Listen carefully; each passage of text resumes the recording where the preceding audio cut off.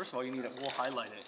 I mean, yeah, we can if you want. It's like, I bring it everywhere. Yeah, no, let's highlight it right now. Go ahead. Are we rolling? Yeah. Hey. Look at, what do you have on this bad boy? All right, first of all, it's Live 101.5, The Morning Mess, the Purple Skies Tour. We have Tori Kelly. Welcome to the town. Hi. Can you show this contraption? You take this through the airport, or what do you?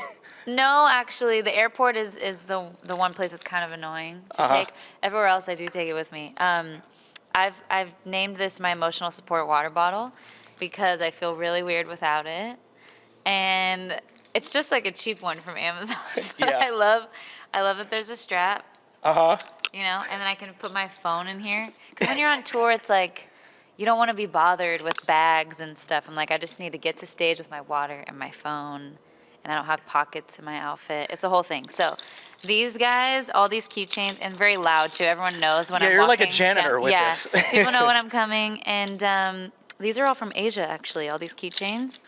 Someone made me this. This is me. So fans have given you these? Yeah, well, half and like some. Actually, I think that, yeah, some are from fans. Some I bought. Some you bought? From like, you know. Like this is from, where is this? Taiwan? Yeah, I just wanted like little, it was my first time in Asia, so I just wanted like a little cheap trinket from each place. Nice, and then I kind of added to it. But it's a little ridiculous, but you know. There's a lot going on, but yeah, like you said, people will at least know you're coming. Speaking of fans, I have so many questions from fans that I want to get to because they were like really good questions, and I asked people to give me some like off the wall stuff because they're obviously, they know your music, right? Yeah. So they know all the music related questions, but I was like, hey, why don't we dig deep a little bit? Like, why don't we have some like fun questions? Okay, cool. I love that. First, I want to, this is my own personal wonder. What kind of dog mom are you? Because I saw a video of you, and you seem like the kind of person, when you got your dogs, that one, you like were told you were not allowed to have dogs, like you couldn't have a dog, or you were one of the like people that is obsessed with dogs. So what kind of dog mom is Tori Kelly? I grew up with dogs, so definitely a dog lover my whole life. I don't know what I would consider, what kind of dog mom I would consider myself. I'm definitely obsessed with my dog, so I guess that kind of dog mom, yeah. So let's say we're at the dog park, right? Okay. And you're letting your dog play in the small dog park because I saw how big your dogs are. Yeah, right? they're small. And there's one dog that's maybe being a little aggressive. Are you the dog mom that's like, they're dogs, they're animals? Or are you like, hey, get off my dog? Or like, that's what I meant by that question. Oh, I'm somewhere in between because usually it is my dog being aggressive. But the hilarious thing is it's the dog that's like handicapped now. Like he doesn't have good use of his back legs because he had emergency surgery. And so he has to wear diapers and everything. So we take him to the dog park, but he still is like, I own this dog park. But it's like, bro, no, you're in diapers. You can't do anything. And so it's a hybrid because sometimes I fear for him because if he hurts his back leg, he wouldn't necessarily feel it. So he would just, I don't know how that would work actually. But it's just, he's fragile, which is hilarious because he doesn't act like he is. So if there's another dog like messing with him, I might be like, oh no, like sorry. But yeah. You let him play. Yeah, I let him play for the most part. But like if they're, if it's like a big dog, then I get kind of nervous because he could definitely hurt himself. So I'm like a hybrid, I think. And you do the celebratory like big birthdays, like the whole nine, like. The birthday is not so. I mean, when we first got him, yeah, I was that person for sure. But we do like dressing up for Halloween. And what was this year? This is the thing. See, this whole interview is going to be about my dogs, I feel like. There's nothing wrong with that, by the way. Yeah. Yeah, this year, I was so bummed. We're on tour, so I'm thinking the whole time, okay, what are our costumes going to be? I think we were in Austin, and so I literally ordered all this stuff from Amazon. I don't even want to say what we were going to be because maybe we'll still make up for it.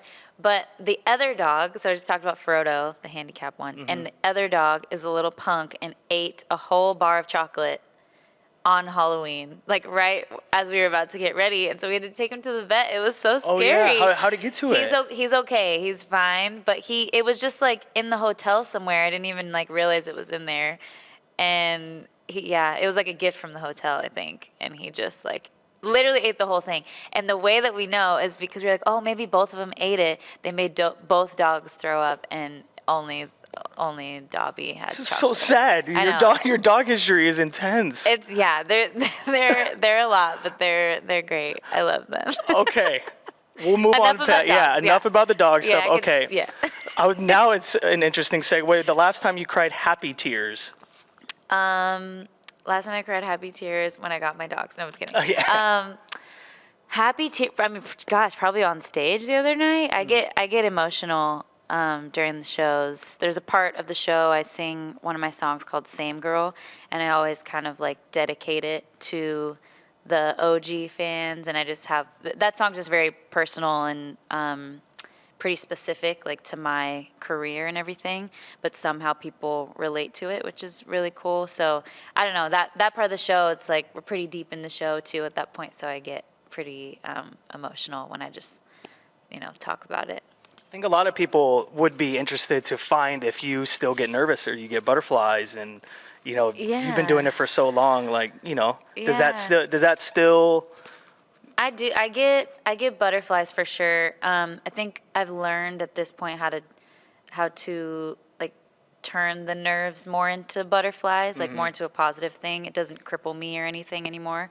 There's something just switches like right when I get on stage, where I just kind of channel it. And I tell people this too, like when they ask, because I get that question too, like how do you deal with nerves and stuff, and I tell people all the time, like, if you have nerves, I think it's a good thing. I don't think you should be afraid of, like, if you get nervous, like, oh no, this is bad. Why am I so nervous? Why can't I be more confident? Because I think being nervous just means you want to do a good job. So I kind of welcome any nerves, but it's just about like channeling them into the right place, not letting it actually ruin a performance. No, I agree with that. My psychology teacher once said, if you're nervous, that means you're ready. Yeah. That's kind of how he described it. And I think if I wasn't nervous, I would be like, oh no, am I too comfortable? Am I too jaded? Like, what's going on? So I do like a little healthy dose of nerves. Yeah, no, I think that's completely healthy. I think it wouldn't be the vibe if you weren't a little nervous, right? Yeah. Okay, let's go. How would you do on the show Hot Ones? Oh my gosh, I'd love to do that show. I would hope that it would be at a time where I wasn't like singing the next day or something. Yeah. Or that day. Yeah. Or that day, yeah. That would be rough because I love spicy food, but it doesn't do well on like the acid reflux situation going on, which I feel like a lot of singers weirdly have. Maybe we're just more in tune with it or something. But yeah, that show, it does seem really fun. I would be super down to like, hit me up if you guys know anyone. I don't have the plug yet, but what would be your favorite episode? Like, what episode have you watched that you like really liked? Ooh. Oh gosh, I remember I've seen quite a few. I laughed really hard at the Jennifer Lawrence one. Yeah. She's just so funny. Gosh, who else was on it? I think like Ariana was on it recently. Was Hers on is it, great. Scarlett was on it. Scarlett, Timberlake, and Timberlake, yeah. Oh my gosh, so many people. Billie Eilish. Yeah. I've seen quite a few. Yeah, it's just great. But you could get through the gauntlet. Like you feel like 1 through 10, you get to the bomb, you get through all of it, you're getting to the last dab, or.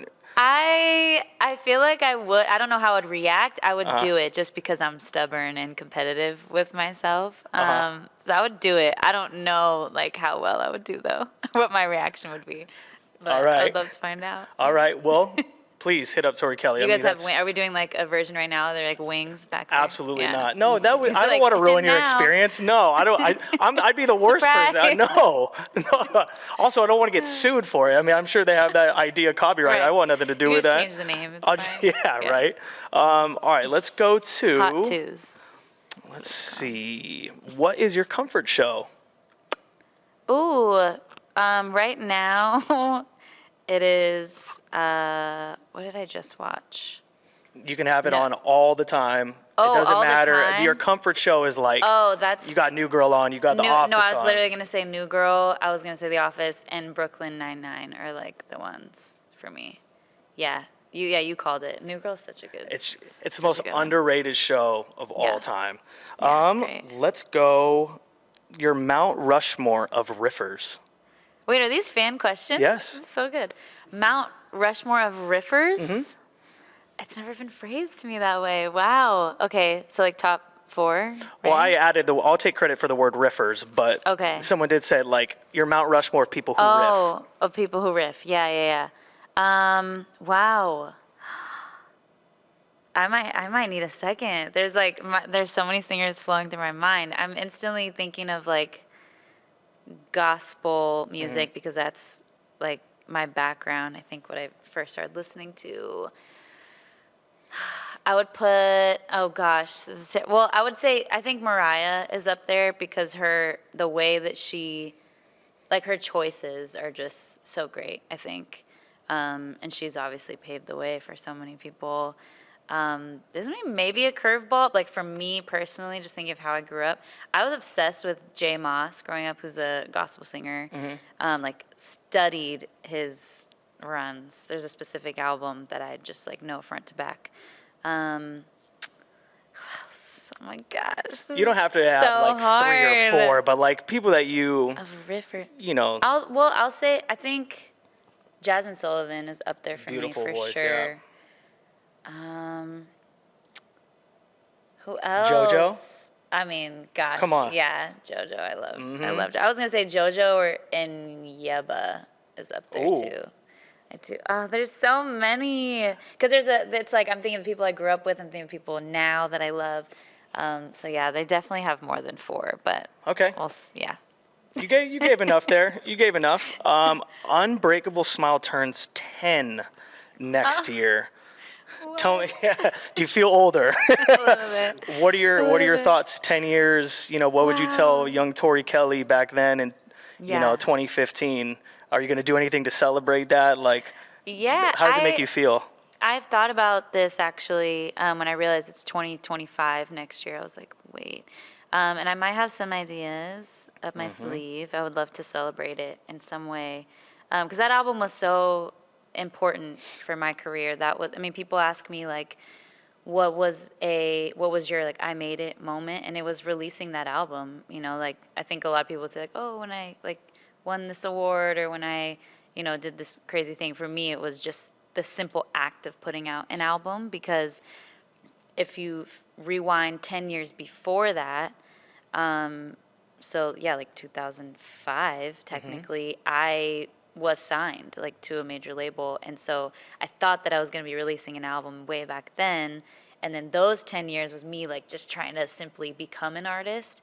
So then in 2015, when it was finally like, wow, I just released a full-length album, that was definitely like my I made it moment. And then everything that's happened since then has just been like an incredible blessing. So yeah, I'm super, super grateful for that album. And Max Martin, who did the whole thing with me, was like obviously a legend. Like there's a lot of fun things surrounding that time. I think it would be cool to just try to kind of like celebrate and reminisce and do something fun for that. So something nostalgic is on the way for that. I think so. Yeah, come on. yeah. You have one job. It's the 10-year anniversary. Yeah, You got to make sure exactly. that happens.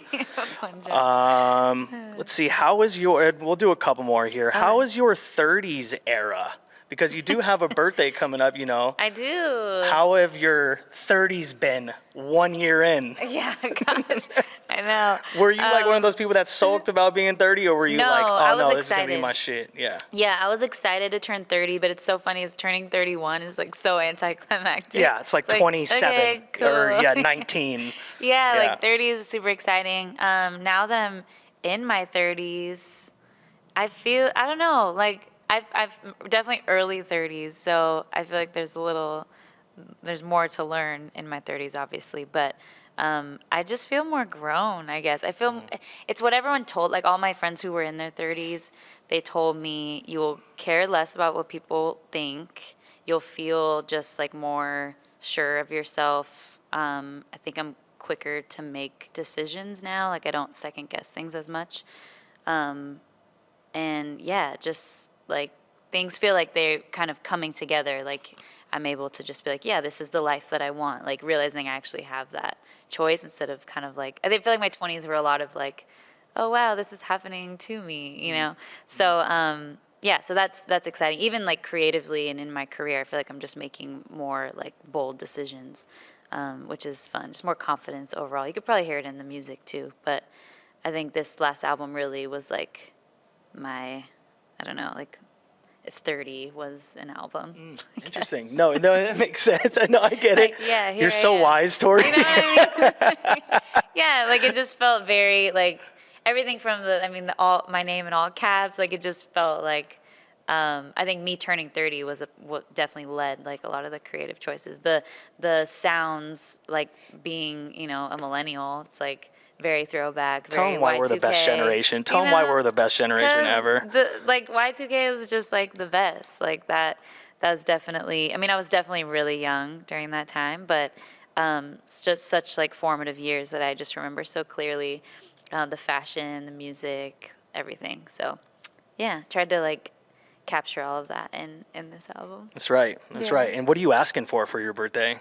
What are you asking your like family and friends for? I don't ever ask them for things actually. Come on, you get one day a year. No, I really don't. Like it sounds corny, but like the 5 love languages. Have you heard of this? Yes. I'm definitely a quality time person, like to my core. And I even took the test, and gifts was like my lowest thing for whatever reason. And it's not that I don't appreciate gifts. Like I absolutely love fan gifts, and like anytime someone gives me something, I know it's obviously coming from a great place, but I think I feel the most loved when a friend's just like, hey, let me like take you to dinner, or let's celebrate like with a group. Just like maybe it's people spending money on me, like I feel weird about maybe. But even when I give things, like I like giving my time. I feel like it's just like a special thing. So yeah, that being said, I don't know what I want. I just want you should have like a hibachi night. I feel like that's the new trend. You know what I mean? Like a dinner, like some kind of, that would be fun. I guess you get hammered at them. They just bring like sake guns, and they just like, guns? Literally our producer was at one, and it's very intense. But you have all your friends there. That's kind of what you're talking about. You have your friends and family. Yeah. You turn up. Quality time, turn up. Yeah, something in that realm sounds fun. Okay, I like it. All right, So I was outside, and there's a fan in line. So I was like, hey, what would you want to ask Tori? And so I will pull it up.